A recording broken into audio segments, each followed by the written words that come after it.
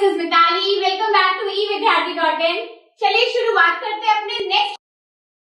But उससे पहले आप मुझे ये बताइए कि अभी तक हमने जितने भी क्वेश्चंस को डिस्कस किया है वो आपको समझ आ रहा है, नहीं आ रहा है, मुझे कमेंट बॉक्स में उसे जरूर बताइए, ठीक है।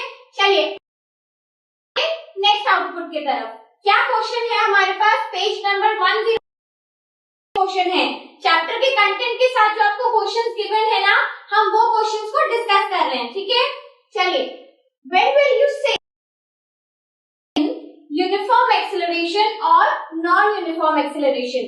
तो बेसिकली क्वेश्चन में ये पूछा जा रहा है कि ऐसा कौन सा सिचुएशन है या ऐसा कब कह सकते हैं कि हमारी जो भी बॉडी है, मूविंग पार्ट है, यानी कि कार ले लो, स्कूटर ले लो, बस ले लो, वो यूनिफॉर्म एक्सेलरेशन में है। तो ये हम कैसे कह सकते हैं? तो सबसे बड़ी बात, हमें तो अच्छे से पता है कि ये चीज तभी कही जा सकती है जब हमारी वेलोसिटी यूनिफॉर्मली चेंज हो रही है। That means it is changing at a constant rate, ठीक है। तो एक बार यहाँ से इसका आंसर देखते हैं। If the velocity of the body is changing यानी कि चाहे उसमें इंक्रीमेंट हो चाहे उसमें डिक्रीमेंट हो, ठीक है, चाहे वो इंक्रीज कर रही है या डिक्रीज कर रही है। तो we use here changing at a constant rate. Constant rate का क्या मतलब होता है? हमने आपको याद है कि जब हमने ग्राफ्स भी पढ़े थे तो हम कैसे उसे स्टडी करते थे कि इक्वल इंटरवल ऑफ टाइम में इक्वल चेंज आ रहा है हमारी वेलोसिटी में, है ना। अगर पहले में 10 का चेंज है तो दूसरे में भी 10 का है, थर्ड में भी 10 का ही डिफरेंस आ रहा है। ऐसा नहीं है 10, 20, 15, 25 ऐसा चेंज नहीं आता, राइट। तो ये जो चेंज है वेलोसिटी में इक्वल इंटरवल ऑफ टाइम में, ये चेंज कैसा कहलाया जाता है? कांस्टेंट वेलोसिटी चेंज कहलाया जाता है, ठीक है। और हमने इसके ग्राफ में भी अच्छे से स्टडी करा है कि जब भी हम एक्सेलरेशन का ग्राफ बनाते हैं it is always represented by a straight line, ठीक है।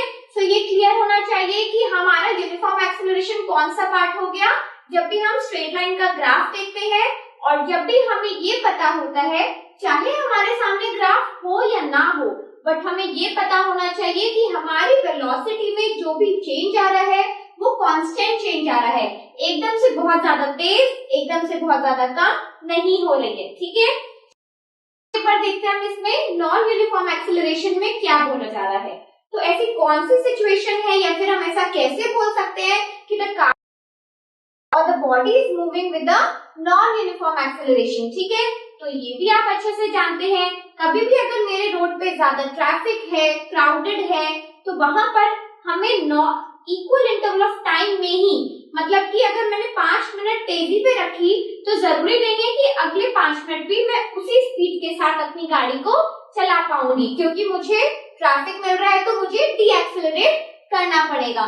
सिमिलरली अगर मुझे रोड बिल्कुल खाली मिल गई है तो अगर मैंने 5 मिनट में पहले कुछ 10 मीटर चला या जितना भी, ठीक है, तो उससे मैं डबल भी कर सकती हूँ, उससे ट्रिपल भी कर सकती हूँ, डिपेंडिंग ऑन द सिचुएशन। तो नॉन यूनिफॉर्म क्या कहलाया जाता है? If the velocity of the body is changing, that means चाहे वो इंक्रीज हो या डिक्रीज हो, ठीक है, if it is changing at a non uniform rate. Non uniform rate का मतलब है जो सेम नहीं है थ्रू आउट, ठीक है, and that is velocity is not same at equal intervals of time. हमारे जो इक्वल इंटरवल पे, जैसे अगर हम 20 मिनट्स का गैप लेके चल रहे हैं, हर 20 मिनट्स में उसको मेजर कर रहे हैं, बट वो सेम नहीं है। कई बार तो बहुत ज्यादा तेजी से बढ़ रही है, कई बार बहुत घट रही है, कई बार बहुत तेजी हो रही है, तो डिपेंड करता है हमारी सिचुएशंस पे। तो उस वक्त पे जो हमारी बॉडी का एक्सेलरेशन रहेगा वो कैसा रहेगा? नॉन यूनिफॉर्म एक्सेलरेशन रहेगा, ठीक है। So I hope you have understood this concept. देखिए, ऐसे क्वेश्चंस बेसिकली आपको या तो न्यूमेरिकल पार्ट में पूछे जा सकते हैं या फिर कई बार एग्जाम्स में कॉन्सेप्चुअल क्वेश्चंस आ जाते हैं। जब अगर किसी को लेवल चेक करना है कि बच्चे को इस चैप्टर की कितनी डिटेल में जानकारी है या कॉन्सेप्ट कितना क्लियर है, तो वो आपके कॉन्सेप्चुअल क्वेश्चंस में, चाहे मार्क्स नहीं, लेकिन ये बहुत ही इंपॉर्टेंट क्वेश्चंस रहते हैं, ठीक है, बिकॉज इससे टीचर ये जज करता है कि आपको चैप्टर का कॉन्सेप्ट कितना क्लियर है या नहीं है। So just be prepared with this questions. आपको ऐसे कोई भी और क्वेश्चंस में डाउट हो, पूछना हो, तो आप मुझे जरूर बताइए, ठीक है। So till then keep watching, keep learning with us, bye.